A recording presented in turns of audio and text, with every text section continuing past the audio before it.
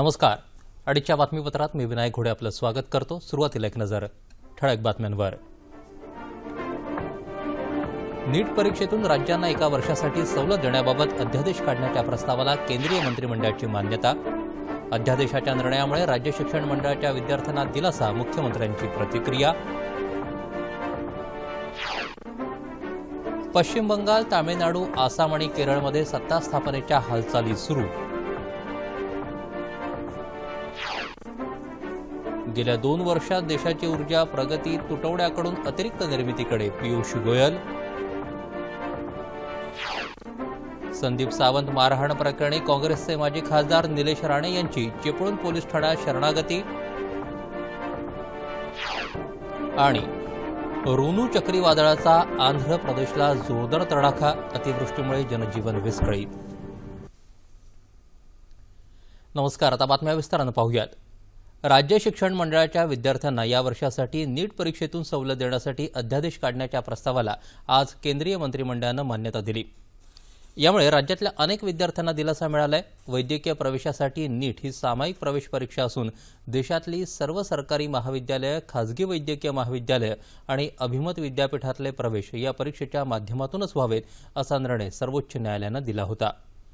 मात्र या अभ्यासक्रमातल्या बदलामुळे राज्य शिक्षण मंडळाच्या विद्यार्थ्यांना यंदा ही परीक्षा अत्यंत कठीण जाणार असल्यानं या वर्षापुरती ही परीक्षा रद्द करावी अशी मागणी महाराष्ट्रासह अनेक राज्यांनी केली होती.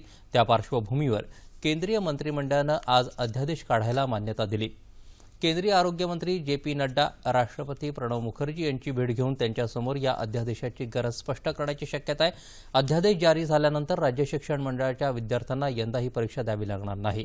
मात्र केंद्र सरकारची महाविद्यालयं तसंच खासगी वैद्यकीय महाविद्यालयांमधल्या प्रवेशासाठी या अध्यादेशाचा लाभ मिळणार नाही. त्यांना नीट परीक्षेनुसार प्रवेश प्रक्रिया राबवावी लागणार आहे. मुख्यमंत्री देवेंद्र फडणवीस यांनी केंद्र सरकारच्या निर्णयाबाबत आभार मानले आहेत. मी माननीय पंतप्रधान नरेंद्र मोदीजी यांचे मनपूर्वक आभार मानतो की त्यांनी नीट परीक्षा 1 वर्ष पुढे ढकलण्याच्या संदर्भातला ऑर्डिनन्सला आज मान्यता दिली. विशेषतः महाराष्ट्राच्या वतीनं मी त्यांना अशी विनंती केली होती की तात्काळ जर तुम्ही नीटची परीक्षा या ठिकाणी घेतली तर आमच्या ग्रामीण भागातला एकही विद्यार्थी हा त्या ठिकाणी डॉक्टर बनू शकणार नाही. सीबीएसईचा कोर्स आणि राज्याचा कोर्स याच्यात फरक आहे. 2 महिन्यामध्ये हा कोर्स आमचे विद्यार्थी त्या ठिकाणी करू शकणार नाहीत आणि त्यामुळे मोठ्या प्रमाणात नैराश्य हे विद्यार्थ्यांमध्ये येईल. त्यांना मी ही देखील विनंती केली होती की जे रिजनल लँग्वेजमध्ये आमच्या मराठी भाषेमध्ये जी मुलं, जे विद्यार्थी त्या ठिकाणी परीक्षा देत आहेत त्यांच्याकरता तर पुस्तकच उपलब्ध नाही आहेत आणि त्यामुळे या वर्षीपुरतं हा निर्णय तुम्ही पुढे ढकलावा.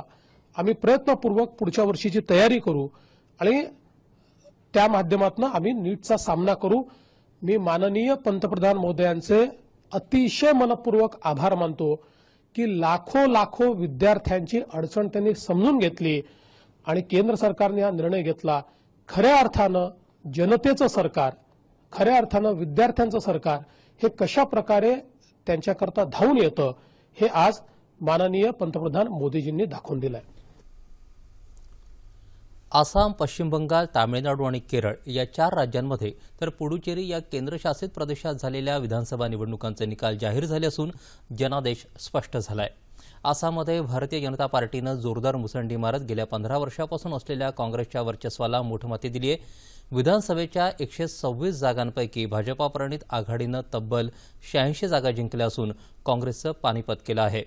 यात भाजपानं 60, आसाम गण परिषदेनं 14 तर बोडो पीपल्स फ्रंटनं 12 जागांवर विजय मिळवला. आसाममध्ये काँग्रेसला केवळ 26 जागांवर समाधान मानावं लागलं असून ऑल इंडिया युनायटेड डेमोक्रॅटिक फ्रंटला 13 जागा मिळाल्या आहेत. आसामची सत्ता मिळवत भाजपानं प्रथमच ईशान्य भारतात आपलं बस्तान बसवलंय. पश्चिम बंगालमध्ये ममता बॅनर्जी यांच्या तृणमूल काँग्रेसनं डावे पक्ष आणि काँग्रेसच्या आव्हानाला मोडीत काढून जवळपास 3/4 जागांवरती कब्जा केला असून सलग दुसऱ्यांदा सत्ता हस्तगत केली आहे. डाव्या पक्षांना पश्चिम बंगालमध्ये हार पत्करावी लागली असली तरी केरळमध्ये मात्र त्यांनी काँग्रेस प्रणित आघाडीचा धुव्वा उडवत सत्ता हस्तगत केली आहे. केरळ विधानसभेत भाजपानं 1 जागा जिंकून पहिल्यांदाच प्रवेश मिळवलाय. तामिळनाडूमध्ये प्रत्येक विधानसभा निवडणुकीत सत्ता बदलाचा गेल्या 3 दशकांचा विक्रम जयललिता यांच्या अण्णा द्रमुक पक्षानं मोडीत काढलाय.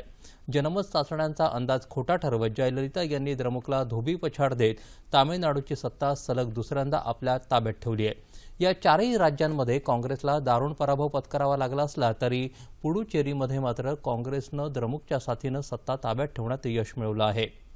या 5 राज्यांच्या निवडणुकांबरोबरच काही राज्यांमधल्या विधानसभा पोटनिवडणुकांचेही निकाल जाहीर झाले आहेत. गुजरातमध्ये भाजपानं काँग्रेसची जागा खेचून घेतली आहे, तर झारखंडमध्ये 2 जागांवर झालेल्या निवडणुकीत भाजपा आणि काँग्रेसनं 1-1 जागा जिंकली आहे. उत्तर प्रदेशातल्या 2ही जागा समाजवादी पार्टीनं तर तेलंगणातल्या 2ही जागा तेलंगण राष्ट्र समितीनं जिंकल्या आहेत. माजी लोकसभा अध्यक्ष पूर्ण संगमा यांच्या निधनामुळे रिक्त झालेल्या मेघालयामधल्या तुरा लोकसभा पोटनिवडणुकीत संगमा यांचे पुत्र कॉन्रॅड संगमा यांनी विजय मिळवलाय. त्यांनी मुख्यमंत्री मुकुल संगमा यांच्या पत्नी दिगांची शिरा यांचा पराभव केला. कॉन्रॅड संगमा यांना भाजपानं पाठिंबा दिला होता. पश्चिम बंगालमध्ये डावे पक्ष आणि काँग्रेसला हरवून विजय मिळवणाऱ्या ममता बॅनर्जी येत्या 27 तारखेला मुख्यमंत्रीपदाची शपथ घेणार आहेत. कोलकाता इथं झालेल्या तृणमूल काँग्रेसच्या आमदारांच्या बैठकीत विधिमंडळ पक्षनेतेपदी बॅनर्जी यांची आज निवड झाली. आपल्यावर प्रचंड विश्वास दाखवणाऱ्या मतदारांच्या आशा आकांक्षा पूर्ण करण्याचा सर्वतोपरी प्रयत्न करण्याचं आश्वासन ममता बॅनर्जी यांनी विजयानंतर बोलताना दिलं आहे. संसदेमध्ये वस्तू आणि सेवा कर विधेयकाला आपला पक्ष पाठिंबा देईल असंही त्यांनी स्पष्ट केलं. तामिळनाडूमध्ये अण्णा द्रमुक विधिमंडळ पक्षाची आज बैठक होणार असून या बैठकीत जयललिता यांची नेतेपदी फेरनिवड अपेक्षित आहे. आसाममध्ये होणाऱ्या बेकायदेशीर घुसखोरीला पायबंद घालणं आणि राज्याचा सर्वांगीण विकास याला आपली सर्वोच्च प्राथमिकता राहील असं भावी मुख्यमंत्री सर्वानंद सोनोवाल यांनी आज पत्रकारांशी बोलताना स्पष्ट केलं. भाजपा प्रणित आघाडीला सत्ता मिळवून देणाऱ्या मतदारांचे त्यांनी आभार मानले आहेत.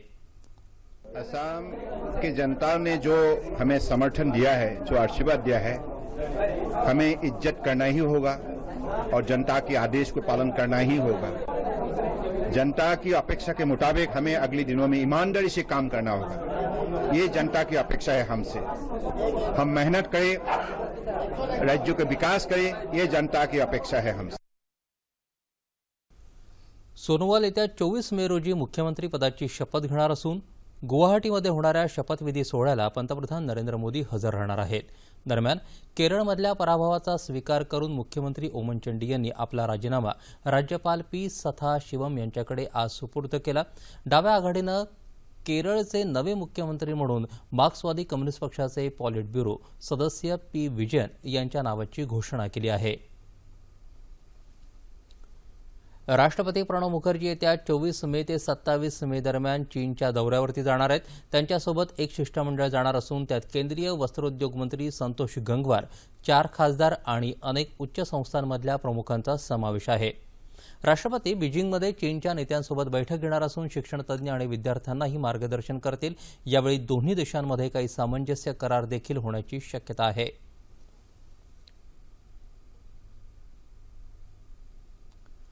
श्रीलंकेत गेल्या 2 दिवसांपासून पडणाऱ्या मुसळधार पावसामुळे दरड कोसळून झालेल्या दुर्घटनेत 130 जणांचा बळी गेलाय. घटनास्थळी मदतकार्य वेगानं सुरू असून दरडी हटवण्याचं कामही चालू आहे. श्रीलंकेत आलेल्या वादळी पावसामुळे अनेक भागात पूर आला असून एकूण 220 कुटुंब बेपत्ता आहेत, तर सुमारे 3.5 लाख लोकांना या संकटाचा फटका बसल्याची माहिती श्रीलंकेच्या आपत्ती व्यवस्थापन केंद्रानं दिली आहे. श्रीलंकेत झालेल्या या दुर्घटनेबद्दल पंतप्रधान नरेंद्र मोदी यांनी तीव्र दुःख व्यक्त केलं असून श्रीलंका सरकारला सर्वतोपरी मदत करण्याचं जाहीर केलं आहे. त्यानुसार आवश्यक ती मदत घेऊन INS सुनैना आणि सतलज ही 2 जहाजं कोचीहून कोलंबोकडे रवाना झाली आहेत. या आपत्कालीन स्थितीत भारत श्रीलंकेच्या पाठीशी खंबीरपणे उभा राहील आणि आवश्यक ते सर्व सहकार्य करेल अशी ग्वाही पंतप्रधानांनी ट्विटरद्वारे दिली आहे. इंडियन मुजाहिदीनचा दहशतवादी अब्दुल वाहिद सिद्दीकबाप्पा याला आज NIA अर्थात राष्ट्रीय तपास संस्थेनं दिल्लीतल्या इंदिरा गांधी आंतरराष्ट्रीय विमानतळावर तो दुबईहून भारतात येत असताना अटक केली. अब्दुल कर्नाटकातल्या भटकळचा रहिवासी असून दुबईहून तो भारतविरोधी कारवाया करत होता. इंडियन मुजाहिदीन या दहशतवादी संघटनेत तरुणांची भरती करणं आणि संघटनेला पैसा पुरवण्याचे आरोप त्याच्यावरती असून देशात घडलेल्या विविध दहशतवादी हल्ल्यांमध्ये त्याचा हात होता. त्याच्या विरोधात वॉरंट जारी असून रेड कॉर्नर नोटीसही जारी करण्यात आली होती. गेल्या 2 वर्षात देशाचा प्रवास ऊर्जा तुटवड्याकडून अतिरिक्त ऊर्जा निर्मितीकडे झाला असल्याचं केंद्रीय ऊर्जा मंत्री पियुष गोयल यांनी म्हटलं आहे. केंद्र सरकारच्या द्विवर्षपूर्तीनिमित्त ऊर्जा मंत्रालयाच्या गेल्या 2 वर्षातल्या कामगिरीची माहिती त्यांनी आज नवी दिल्लीत एका पत्रकार परिषदेत दिली. पारेषण वाहिन्या आणि उपकेंद्रात मोठ्या प्रमाणावरती वाढ करण्यात आल्यामुळे ऊर्जा तुटवड्याचं प्रमाण 2015-16 मध्ये 2% आलं असून आतापर्यंतचं ते सर्वात कमी आहे. 2014 मध्ये देशातल्या सर्वात मोठ्या ऊर्जा प्रकल्पांपैकी 2/3 प्रकल्पांमध्ये आठवडाभर पुरेल एवढाही कोळसा शिल्लक नव्हता. सरकारनं युद्धपातळीवर उचललेल्या पावलांमुळे आज मात्र एकाही ऊर्जा प्रकल्पाला कोळशाचा तुटवडा भासत नसल्याचं गोयल म्हणाले. उदय योजनेमुळे राज्य वीज वितरण कंपन्या सक्षम व्हायला मदत होत असून बंधनकारक नसतानाही या योजनेत देशातली 18 राज्य आणि 1 केंद्रशासित प्रदेश सहभागी झाले आहेत. देशातल्या 7,800 दुर्गम गावांचं विद्युतीकरण पूर्ण झालं असून 2015-16 या वर्षात उजाला योजनेअंतर्गत 9 कोटीहून अधिक LED दिवे वितरित करण्यात आले आहेत. जगातला सर्वात मोठा नवीनीकरण ऊर्जा विस्तारीकरण प्रकल्प भारत राबवत असल्याची माहिती गोयल यांनी दिली. 2015-16 या वर्षात शेतकऱ्यांसाठी सर्वाधिक सौर पंपांचं वाटप करण्यात आल्याची माहितीही त्यांनी यावेळी दिली. कृषी विभागातल्या 75% रिक्त जागा भरण्याचे निर्देश मुख्यमंत्री देवेंद्र फडणवीस यांनी संबंधित अधिकाऱ्यांना दिले आहेत. मुंबईत काल झालेल्या कृषी विभागाच्या बैठकीत मुख्यमंत्री बोलत होते. या बैठकीला कृषी आणि महसूल मंत्री एकनाथ खडसे, सहकार मंत्री चंद्रकांत पाटील, गृहराज्यमंत्री राम शिंदे हेही उपस्थित होते. ऊस लागवडीखालचं जास्तीत जास्त क्षेत्र ठिबक सिंचनाखाली आणावं असे निर्देशही त्यांनी दिले. येत्या 5 वर्षात ऊस लागवडीखालचं 6,61,000 हेक्टर क्षेत्र ठिबक सिंचनाखाली आणण्याचं शासनाचं उद्दिष्ट आहे असं त्यांनी सांगितलं.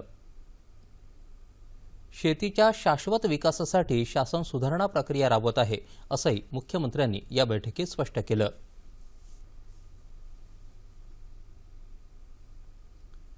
दिवंगत माजी पंतप्रधान राजीव गांधी यांच्यावरील दहशतवादी हल्ल्याचा निषेध म्हणून आजचा दिवस दहशतवाद आणि हिंसाचार विरोधी दिवस म्हणून पाळण्यात येतो. त्यानिमित्त मंत्रालयात मुख्यमंत्री देवेंद्र फडणवीस यांनी मंत्रालयातल्या अधिकारी आणि कर्मचाऱ्यांना प्रतिज्ञा दिली. मंत्रालयाच्या मुख्य इमारतीच्या परिसरात असलेल्या राजीव गांधी यांच्या प्रतिमेला मुख्यमंत्र्यांनी पुष्पहार अर्पण करून आदरांजली वाहिली.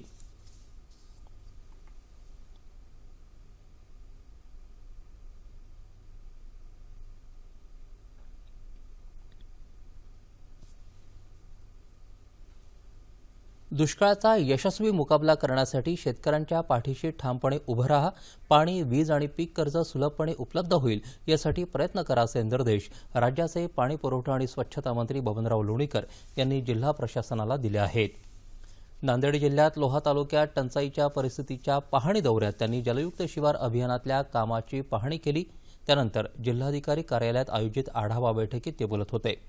बँकांनी शेतकऱ्यांना सुलभपणे कर्ज उपलब्ध करून दिलं पाहिजे यासाठी सर्वच यंत्रणांनी सतर्कतेनं प्रयत्न करावेत असंही लोणीकर यांनी सांगितलं. उच्च न्यायालयाच्या आदेशानंतर काँग्रेसचे माजी खासदार निलेश राणे आज सकाळी चिपळूण इथं पोलिसांना शरण आले. चिपळूण पोलिसांनी त्यांना अटक केली असून संध्याकाळी त्यांना चिपळूण इथल्या न्यायालयात हजर करण्यात येईल. काँग्रेस कार्यकर्ते संदीप सावंत यांचं अपहरण आणि त्यांना मारहाण करून जीवे मारण्याचा प्रयत्न असे गुन्हे राणे यांच्या विरोधात दाखल आहेत. राणे यांच्या 4 साथीदारांनाही अटक करण्यात आली असून चौघंही न्यायालयीन कोठडीत आहेत. राणे यांच्या अटकेच्या पार्श्वभूमीवर चिपळूणसह संपूर्ण रत्नागिरी जिल्ह्यात कालपासून मोठा पोलीस बंदोबस्त ठेवण्यात आला होता. आर्थिक गैरव्यवहारांप्रकरणी अटकेत असलेले राष्ट्रवादी काँग्रेसचे नेते छगन भुजबळ यांना येत्या 24 तारखेला वैद्यकीय मंडळासमोर हजर राहण्याचे आदेश मुंबईतल्या न्यायालयानं दिले आहेत. वैद्यकीय कारणांच्या आधारे जामीन मिळावा अशी विनंती भुजबळ यांनी न्यायालयाकडे केली आहे. भुजबळ यांच्यावर जे रुग्णालयात उपचार सुरू असल्याचं सांगून बचाव पक्षानं त्याचा अहवाल न्यायालयासमोर सादर केला. त्यावर न्यायालयानं त्यांना वैद्यकीय मंडळासमोर हजर राहण्याचे आदेश दिले आणि 27 मे रोजी त्याचा अहवाल न्यायालयाला सादर करण्याचे आदेश तुरुंग प्रशासनाला दिले. या प्रकरणी पुढील सुनावणी 27 मे रोजी होणार आहे. पुढच्या वर्षी मार्च महिन्यात राज्यातल्या जिल्हा परिषदा आणि पंचायत समित्यांच्या निवडणुका होणार आहेत. या पार्श्वभूमीवर उपजिल्हाधिकारी आणि तहसीलदारांच्या बदल्या त्यांच्या मूळ जिल्ह्यांमध्ये करू नयेत असे आदेश राज्य निवडणूक आयोगानं सरकारला दिले आहेत. जिल्हा परिषद आणि पंचायत समित्यांच्या निवडणुका एकाच वेळी होणार असल्यामुळे संबंधित निवडणूक निर्णय अधिकारी हे त्याच जिल्ह्यातले असू नयेत या भूमिकेतून हे आदेश देण्यात आले आहेत. केंद्र सरकारची पंतप्रधान जीवन ज्योती विमा योजना देशभरात सर्वसामान्यांना फायदेशीर ठरते. रत्नागिरी जिल्ह्यात या योजनेला चांगला प्रतिसाद मिळत असून आतापर्यंत 1.5 लाख लोकांनी या योजनेचा लाभ घेतला आहे. पंतप्रधान नरेंद्र मोदी यांनी गेल्या वर्षी 3 सामाजिक विमा योजना जाहीर केल्या. त्यापैकीच एक म्हणजे पंतप्रधान जीवन ज्योती विमा योजना. प्रत्येक बँकेनं आपल्या खातेधारकांना या योजनेचा लाभ घेण्यासाठी प्रोत्साहित केलं आणि लोकांबरोबरच शेतकरीही या योजनेत मोठ्या प्रमाणावर सहभागी झाले. गेल्या वर्षी पुराच्या पाण्यात बुडून मृत्युमुखी पडलेल्या रत्नागिरीतल्या राजापूर तालुक्यातल्या प्रमोद मांडवकर यांच्या नातेवाईकांना या विमा योजनेअंतर्गत बँक ऑफ इंडियाच्या राजापूर शाखेनं 4 लाख रुपयांची विमा रक्कम दिली. त्यातूनच त्यांच्या 2 मुलांचं शिक्षण सुरू आहे. माझे वडील अकाली मृत्युमुखी पडले. मृत्युमुखी पडण्याच्या अगोदर त्यांनी पंतप्रधान जीवन ज्योती विमा योजना काढलेला होता. प्रथम आम्हाला त्याचा काही विश्वास वाटला नव्हता, पण नंतर हे अशी घटना घडल्यावरती त्याने त्या योजने आम्हाला खूप साथ दिली. बँकेने आम्हाला खूप मदत केली. हमने अभी प्रधानमंत्री जीवन ज्योति बीमा योजना एवं प्रधानमंत्री सुरक्षा बीमा योजना जो कि 12 रुपये में 1 साल का क्लेम और 330 रुपये में 1 साल का क्लेम उपलब्ध है, उसका शायद इस जिले में हमने पहला क्लेम सेटल किया है, जो कि श्री प्रमोद मांडवकर जी के नाम पे के ऊपर ये क्लेम सेटल हुआ है. आज के जीवन में कभी भी कुछ भी हो सकता है, इसलिए केंद्र सरकार की ओर से चलाई गई योजना जो कि मात्र 12 रुपये और 330 रुपये उसमें उपलब्ध है और इसका लाभ प्रत्येक व्यक्ति को और घर के प्रत्येक सदस्य को इसका लाभ अवश्य उठाना चाहिए. सुरुवातीला या योजनेबाबत सर्वसामान्यांमध्ये उदासीनता होती. मात्र मांडवकर यांच्या नातेवाईकांना विमा रक्कम मिळाल्यानंतर लोकांचा या योजनेबाबतचा विश्वास वाढला. रत्नागिरी जिल्ह्यात आता ही योजना प्रभावीपणे राबवली जात आहे.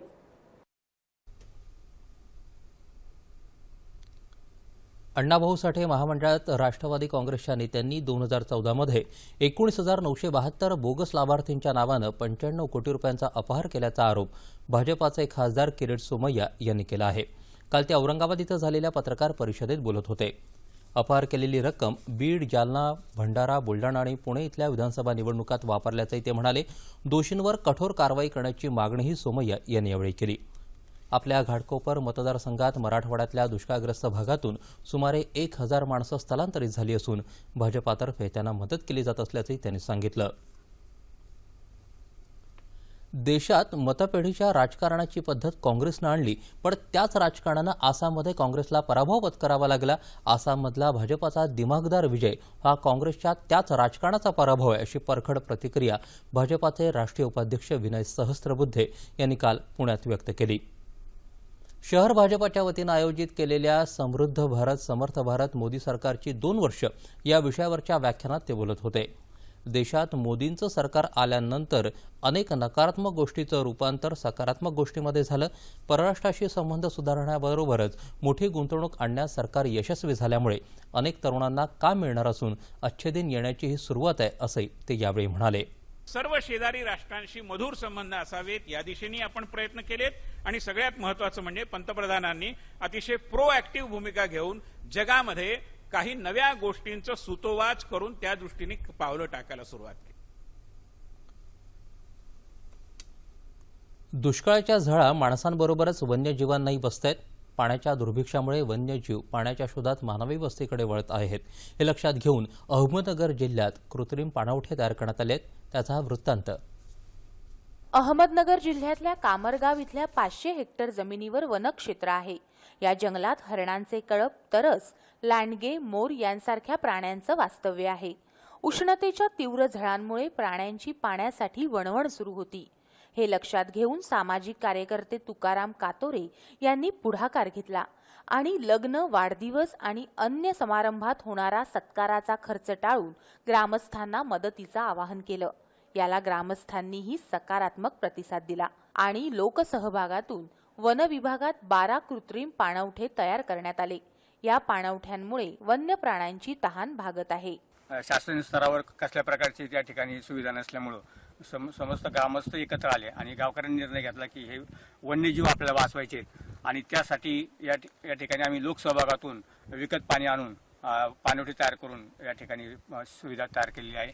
पाणवठे करून त्यात पाण्याचं सर्व सहकार्य केल्यामुळं रोजच्या रोज ट्रॅक्टरनी टँकर टाकी टाकून ते पाणी खड्ड्यानी टाकी देत, त्यात चारा घास व मका आणून त्यांना जागजागी संध्याकाळच्या बारी टाकी देत.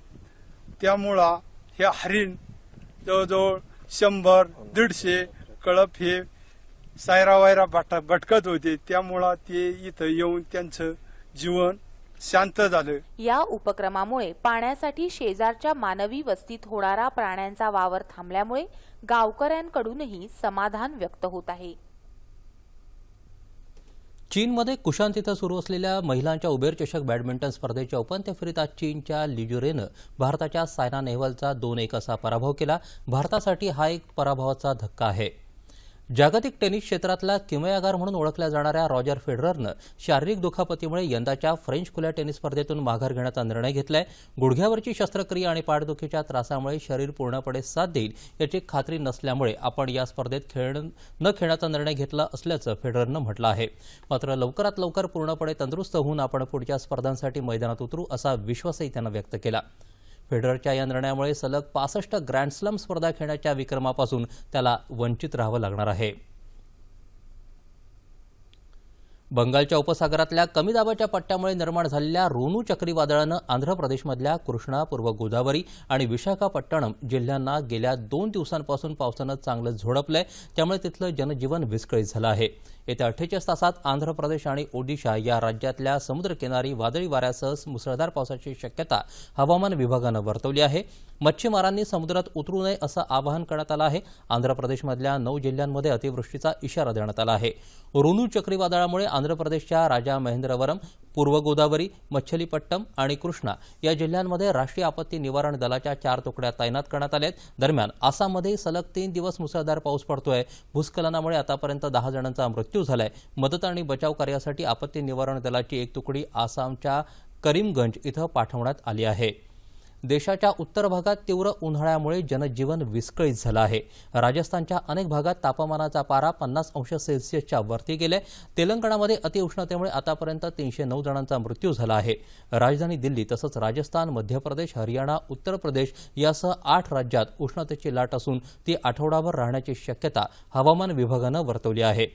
या 8ही राज्यांमध्ये सावधानतेचा इशारा देण्यात आला आहे. लोकांनी दुपारच्या वेळी घराबाहेर पडण्याचं टाळावं असं आवाहनही करण्यात आलं आहे. हवामानाची स्थिती राज्यातली जाणून घेऊयात. राज्यात मध्य महाराष्ट्र आणि विदर्भात उष्णतेची लाट कायम आहे. अकोला जिल्ह्यात उष्णतेच्या लाटेचा कहर असून अकोला जिल्ह्यात काल 47 अंश सेल्सिअस इतक्या सर्वाधिक तापमानाची नोंद झाली आहे. प्रचंड उष्म्यामुळे अकोला जिल्ह्यातल्या तेल्हारा आणि पातूर तालुक्यात दोघांचा मृत्यू झाला असून 7 माकडंही दगावली. राज्यात उष्णतेची लाट उद्यापर्यंत राहण्याची शक्यता हवामान विभागानं यापूर्वी वर्तवली होती.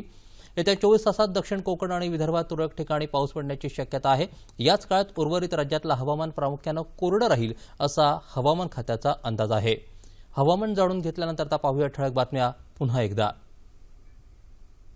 नीट परीक्षेतून राज्यांना 1 वर्षासाठी सवलत देण्याबाबत अध्यादेश काढण्याच्या प्रस्तावाला केंद्रीय मंत्रिमंडळाची मान्यता. अध्यादेशाच्या निर्णयामुळे राज्य शिक्षण मंडळाच्या विद्यार्थ्यांना दिलासा, मुख्यमंत्र्यांची प्रतिक्रिया. पश्चिम बंगाल, तामिळनाडू, आसाम आणि केरळमध्ये सत्ता स्थापनेच्या हालचाली सुरू. गेल्या 2 वर्षात देशाची ऊर्जा प्रगती तुटवड्याकडून अतिरिक्त निर्मितीकडे, पियुष गोयल. संदीप सावंत मारहाण प्रकरणी काँग्रेसचे माजी खासदार निलेश राणे यांची चिपळूण पोलीस ठाण्यात शरणागती. आणि रोनू चक्रीवादळाचा आंध्र प्रदेशला जोरदार तडाखा, अतिवृष्टीमुळे जनजीवन विस्कळीत. याबरोबरचे बातमीपत्र संपलं. पुन्हा भेटूया संध्याकाळी 5 वाजता आपल्या सह्याद्री वाहिनीवर.